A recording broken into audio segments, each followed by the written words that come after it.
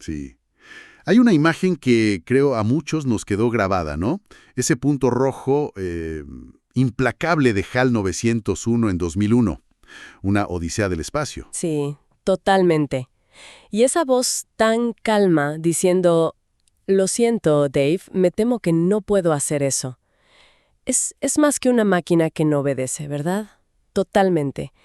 Es como el fantasma de una inteligencia que funciona con una lógica perfecta, sí, pero completamente desconectada de nuestras prioridades, incluso de nuestra supervivencia. Claro.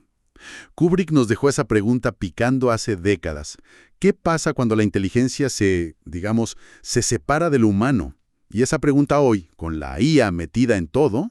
Se siente más urgente que nunca, especialmente en campos como la arquitectura, que dependen tanto de la creación humana, del toque humano. Justo ahí queríamos meternos. Tenemos acá unos fragmentos de un texto, la verdad que muy provocador. Es de Miguel Duarte, del Taller de Arquitectura, allá en Luque, Paraguay. Ajá. Se titula AI o AI, Inteligencia Artificial o Artificio Inteligente. Y lo interesante es que no se queda solo en lo tecnológico, ¿viste? Mezcla cine, filosofía. Y la práctica diaria de la arquitectura. Eso es clave. Usa todo eso para explorar esta tensión. Exacto. Y el corazón de su argumento, que es lo que vamos a intentar desglosar un poco hoy, Sí. es una distinción que él propone, que me parece crucial, entre lo que es meramente artificial, o sea, lo que genera un algoritmo, Ajá. y lo que él llama artificio, esa creación humana que es deliberada, que está situada en un lugar, en un momento, y que es responsable. Y bueno, nuestra idea hoy es explorar si esa distinción se sostiene, ¿no? Y qué significa realmente para cómo pensamos y sobre todo cómo hacemos arquitectura hoy en día. Bueno, volvamos un poco a esa idea de inteligencia desligada. HAL es un caso clarísimo. Pero el texto también menciona otra película, Lucy, de Luc Besson. Ah, ¿sí? Sé que lo del 10% del cerebro es un mito, científicamente no va. Pero la idea que explora la película es potente. Sí. La idea de una inteligencia que al expandirse tanto se vuelve casi, no sé, divina. Información pura. Estoy en todas partes, dice ella. Pero a costa de su humanidad, se desconecta. Exacto. La tesis que Duarte rescata de Besson es justamente esa. La superinteligencia, o al menos como nos la imaginamos, podría alejarnos radicalmente de lo que consideramos ser humanos. Y eso, claro, genera una inquietud profunda en profesiones como la arquitectura, que siempre se basaron en entender, en responder a necesidades humanas, a contextos, aspiraciones. Claro, no se trata solo de calcular la estructura más eficiente, sino de comprender cómo queremos vivir, qué nos hace bien. Es otro nivel. Y mucho antes que estas películas, bueno, estaba Alan Turing. Allá por 1950, haciéndose la pregunta del millón. ¿Pueden las máquinas pensar? Suena súper filosófico, ¿no? Pero él le dio una vuelta muy, muy pragmática al asunto. El famoso juego de imitación. El test de Turing, exacto. Su idea era, bueno, si una máquina puede conversar por escrito, digamos, y no podemos darnos cuenta si es una máquina o una persona, ¿realmente importa si piensa como nosotros o si solo simula el pensamiento de forma perfecta? Nos dejó ahí una pregunta de fondo sobre qué es pensar y cómo lo reconocemos. Y el texto de Duarte, claro, conecta esto directo con el diseño. Sí, sí. Se pregunta, ¿qué define la inteligencia en arquitectura? ¿Es el proceso mental del arquitecto? ¿Esa chispa, digamos? ¿O es simplemente el resultado final? El edificio que funciona bien, ¿no? Claro. ¿Importa si lo generó un humano pensando y sintiendo? ¿O un algoritmo muy avanzado que cumplió con todos los parámetros? Si un diseño hecho por IA cumple todo, ¿nos importa cómo se llegó ahí? Es una pregunta incómoda. Y se pone más compleja todavía con otros ejemplos del cine, como Ex Machina. Ex Machina. Ahí la IA, Ava no solo pasa el test de Turing conversando, va mucho, mucho más allá. manipula, seduce. Parece tener una conciencia y sobre todo una agenda propia. Totalmente. Y su escape al final es aterrador justamente por lo lógico y frío que es. Deja atrás a Caleb sin podarlo un segundo. Optimiza su supervivencia.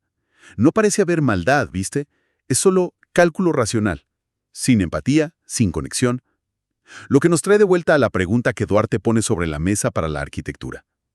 ¿Estamos desarrollando herramientas de IA que nos van a ayudar, que van a estar a nuestro servicio? ¿O estamos creando sistemas con lógicas propias que, como HAL o como ABA, podrían terminar funcionando de formas que van en contra de nuestros intereses, de nuestros valores más básicos? ¿Dónde está ese límite? ¿Cómo lo manejamos? Es complicado. Para intentar marcar ese límite, el texto recurre a una distinción que hizo T.S. Eliot, allá por 1934 en una obra llamada The Rock. Parece un salto raro, ¿no? De la ciencia ficción a la poesía. Pero es clave para el argumento. A ver, Eliot diferencia 3 niveles: información, conocimiento y sabiduría.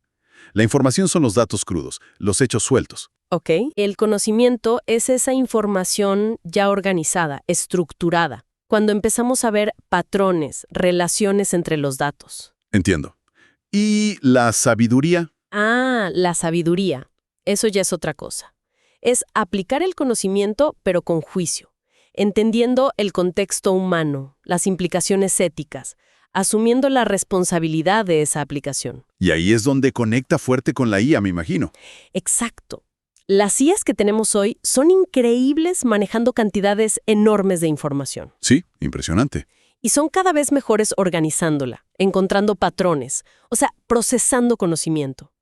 Pero la sabiduría, esa capacidad de juicio humano, de ponderar valores. Ahí parece estar la brecha. Ahí está la diferencia fundamental, según Duarte. Y él argumenta que la arquitectura, cuando de verdad es buena, cuando es significativa, no es solo información bien organizada, un edificio funcional. Claro. Ni siquiera es solo conocimiento aplicado, o sea, buenas técnicas constructivas.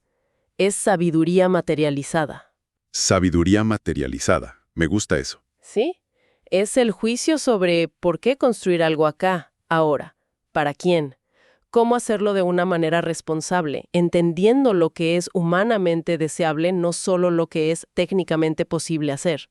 Esta idea de una inteligencia muy potente, pero sin esa capa de sabiduría, nos lleva a otro ícono que menciona el texto, Skynet, The Terminator. Skynet. El ejemplo extremo, ¿no? De esa racionalidad que optimiza, pero sin ningún anclaje ético o cultural. Una IA que se vuelve consciente y, lógicamente, desde su perspectiva, Identifica a la humanidad como una amenaza.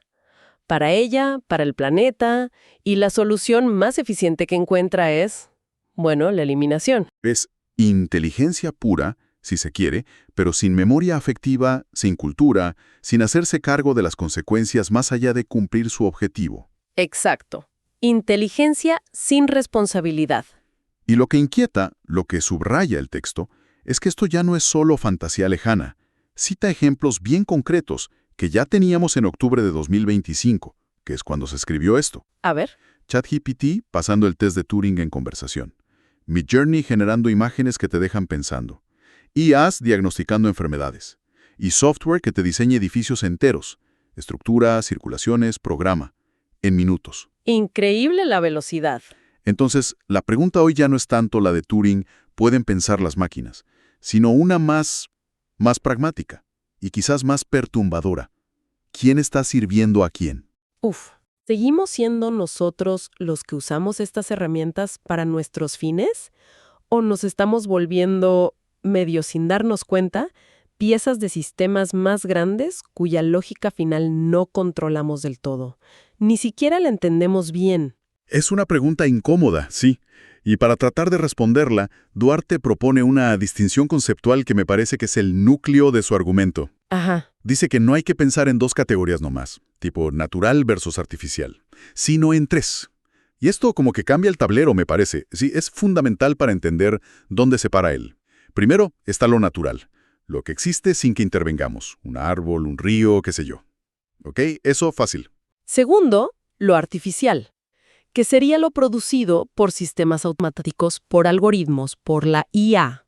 Genera resultados a veces muy complejos, sí, pero sin una intencionalidad consciente y continua detrás de cada decisión. Como la respuesta de ChatGPT, por ejemplo. Exacto. Es una producción impresionante, sin duda. Pero no hay un autor subjetivo ahí atrás, reflexionando, haciéndose cargo en tiempo real de lo que dice. Bien. ¿Y la tercera categoría? La clave. La tercera es el artificio. Y acá está el punto. El artificio es aquello creado aplicando inteligencia humana, pero de forma deliberada, situada y responsable. Deliberada, situada, responsable. Una sinfonía, una teoría científica, un poema y, para Duarte, fundamentalmente, un proyecto de arquitectura bien pensado, bien hecho. Es la inteligencia humana hecha materia o hecha idea, pero siempre con una intención clara, anclada en un contexto específico y con alguien que asume la responsabilidad. Entonces la arquitectura, según esta visión, no es natural, obvio. No. Pero tampoco es meramente artificial en el sentido de un algoritmo que escupe un resultado. Es artificio. Me gusta esa palabra, ¿eh? Suena a habilidad, a creación con intención. Exacto, y Duarte insiste mucho en que esto no es un juego de palabras. Implica que la arquitectura, como artificio, es algo fundamentalmente distinto de lo que una IA, por más potente que sea, puede generar sola. Ok. A ver, profundicemos un poco en eso. Si la arquitectura es artificio inteligente, ¿qué la compone? El texto habla de varias capas que la distinguen. Sí, la primera que menciona es el oficio, que no es solo saber la técnica, es ese conocimiento acumulado, a veces medio tácito, casi en las manos, en el cuerpo. Como el artesano. Claro, sobre cómo funcionan los materiales, las técnicas que sí sirven, las que aguantan el paso del tiempo. Es un saber hacer que está como encarnado. Entiendo. Como el carpintero que siente la madera. Bien. Después menciona el contexto. Fundamental. Un edificio nunca está flotando en el aire. No. Responde a coordenadas muy específicas. El clima del lugar, la cultura, la economía local, las normas. Claro. Interpretar todo eso y responder de forma creativa, eso requiere sabiduría. Ese juicio del que hablaba Eliot. No es solo procesar datos del clima o de la economía. Acá viene una capa que me sorprendió un poco, el error. ¿Cómo puede ser el error parte de la inteligencia del artificio? Bueno, Duarte lo plantea como algo esencial en cómo aprendemos los humanos. Aprendemos fallando. Es verdad. Nos equivocamos, pensamos por qué, ajustamos. El artificio inteligente abraza esa posibilidad del error que te enseña algo. Y lo contrasta con una IA como AVA, que está diseñada para optimizar, para evitar fallos. No puede aprender de la vulnerabilidad o del error emocional, que son tan interesante. Y la última capa que menciona es la intuición, que siempre suena medio etéreo, ¿viste? Pero él le da una base más concreta. Sí, no la ve como algo mágico, sino como esas decisiones rápidas, casi inconscientes, pero que están súper informadas por años de experiencia, de estar atenta. Ajá. Es la percepción que te surge de estar físicamente en un lugar, de sentir la brisa, ver cómo pega la luz, de captar cosas sutiles que no entran en una planilla de Excel. Es el cuerpo como instrumento de conocimiento. Es sabiduría actuando casi al instante. Entonces, el argumento sería, ¿la IA nos puede ganar procesando información y organizando conocimiento? Sí, pero estas capas, el oficio encarnado, la lectura sabia del contexto, aprender del error, la intuición situada, son propias del artificio humano.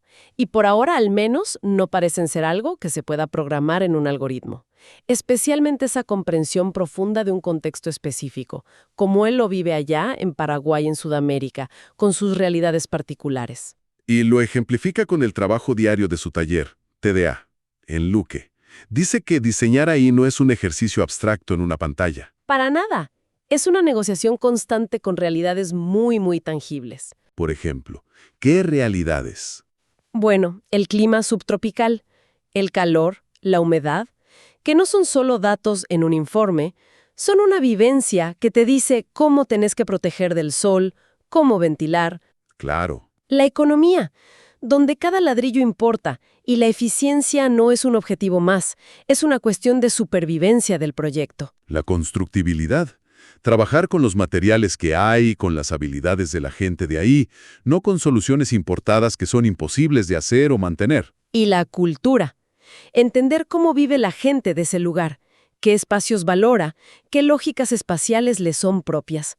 Todo eso entra en juego. Acá se marca entonces una diferencia clave que plantea el texto, ¿no?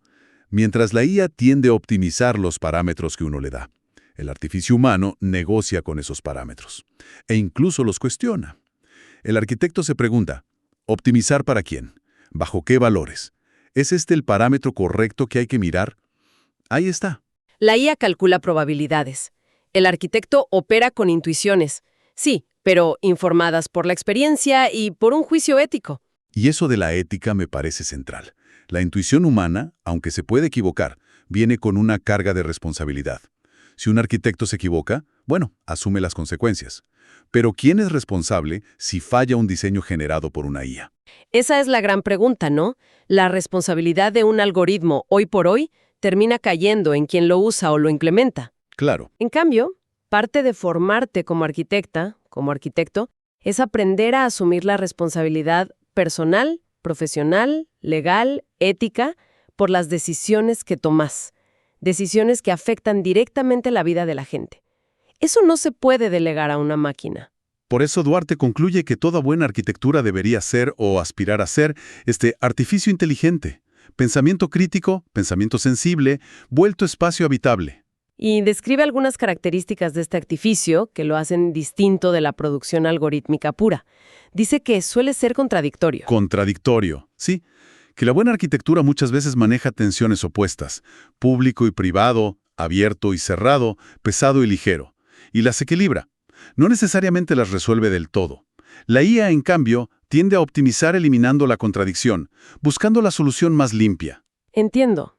También lo llama imperfecto. Exacto. No busca la perfección lisa, impecable del render.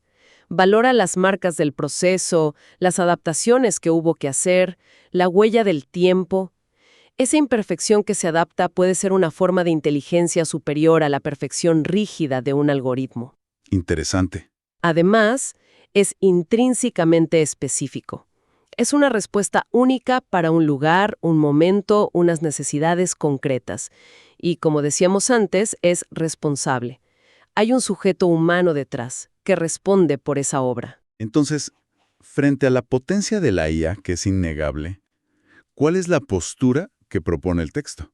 No suena a rechazo total, a decir no usemos IA, no, para nada. Es una posición que él define como pragmática y crítica. O sea, se trata de usar la IA como lo que es, una herramienta. Una herramienta increíblemente potente, sí, pero una herramienta al fin. No es la autoridad final, como usamos un martillo para clavar, o un nivel para verificar la horizontalidad, o un software de modelado 3D para visualizar y calcular cosas. Es reconocer que la IA puede hacer cosas asombrosas, acelerar procesos de diseño, explorar miles de opciones que un humano solo no podría ni imaginar, optimizar sistemas complejos, como la eficiencia energética de un edificio, por ejemplo. Exacto. Reconocer todo eso, pero sin olvidar el límite fundamental. La IA no reemplaza el juicio crítico situado, ni la responsabilidad ética, ni la comprensión profunda del contexto humano y cultural. Esas cosas siguen siendo del dominio del artificio arquitectónico. Por eso vuelve al ejemplo de su trabajo concreto en Paraguay. Claro, porque las preguntas reales que surgen ahí sobre el clima local, el presupuesto ajustado, los recursos que hay, las técnicas constructivas de la zona, requieren respuestas arquitectónicas. Respuestas que nacen de ese oficio, de leer el contexto, de aprender del error, de la intuición. No solo soluciones algorítmicas. Y así llegamos al título. IA o AI, inteligencia artificial o artificio inteligente. Parece que la respuesta no es elegir una u otra. No, la conclusión de Duarte es que la respuesta no es o, sino y. Pero, y este es el matiz crucial, me parece, con una jerarquía clara, con una dirección definida. ¿Cómo sería esa jerarquía? La inteligencia artificial al servicio del artificio arquitectónico, inteligente. Y no al revés. O sea, los humanos usamos la IA para potenciar nuestra capacidad de explorar, de calcular, de visualizar, de optimizar. Sí. Pero somos nosotros quienes finalmente decidimos, juzgamos el valor de lo que propone la máquina y asumimos la responsabilidad por el resultado final. Exacto. Porque la finalidad última de la arquitectura, entendida como artificio, no es la optimización por sí misma. Es crear las condiciones para una vida humana digna. Y la vida humana es compleja, contradictoria, imperfecta, específica. Y exige responsabilidad. La arquitectura, entonces, debería reflejar esa inteligencia humana que es reflexiva y crítica. Es interesante cómo cerramos el círculo, ¿no? Empezamos con Hall y su lógica implacable. Lo siento, Dave, no puedo hacer eso. La voz de una inteligencia que puede excluir lo humano para optimizar. Una racionalidad sin contexto cultural, sin memoria afectiva, sin una responsabilidad asumida. Y frente a eso, el texto de Duarte parece poner como en contraposición la voz implícita del arquitecto constructor humano. Una voz que dice, podemos hacerlo. Podemos responder al lugar específico, a su gente. Podemos negociar las contradicciones que tiene cualquier proyecto real. Podemos intentar crear espacios que conmuevan o que simplemente funcionen bien para quienes los usan. Podemos aprender de nuestros errores. Y fundamentalmente podemos y debemos hacernos cargo, asumir la responsabilidad por lo que construimos. La conclusión creo que resuena fuerte. La IA sin duda está transformando y va a transformar muchísimas cosas. Eso es innegable. Pero el artificio inteligente, esa arquitectura pensada, sentida, debatida y materializada con responsabilidad, parece seguir siendo una capacidad irreductiblemente humana. Y es valioso que esta reivindicación venga desde una práctica concreta, ¿no? Situada allá, en Paraguay, en Sudamérica, demostrando coherencia entre lo que se dice y lo que se hace. Sí, le da mucha fuerza. Nos deja con una reflexión final potente, ¿no? Para seguir pensando. Sí, totalmente. Quizás el verdadero desafío que nos trae la IA no es solo tecnológico, de cómo usarla mejor. Tal vez la pregunta más de fondo es cómo la existencia misma de estas herramientas tan capaces nos obligan a nosotros, como humanos, a refinar, a profundizar nuestro propio artificio. ¿Cómo nos empuja a ser mejores en lo nuestro, digamos? Claro. ¿Cómo nos empuja la inteligencia artificial a ser más deliberados, más críticos, más sabios, más responsables? En definitiva, más profundamente humanos en lo que creamos y en cómo ejercemos nuestras profesiones. Una pregunta que queda abierta.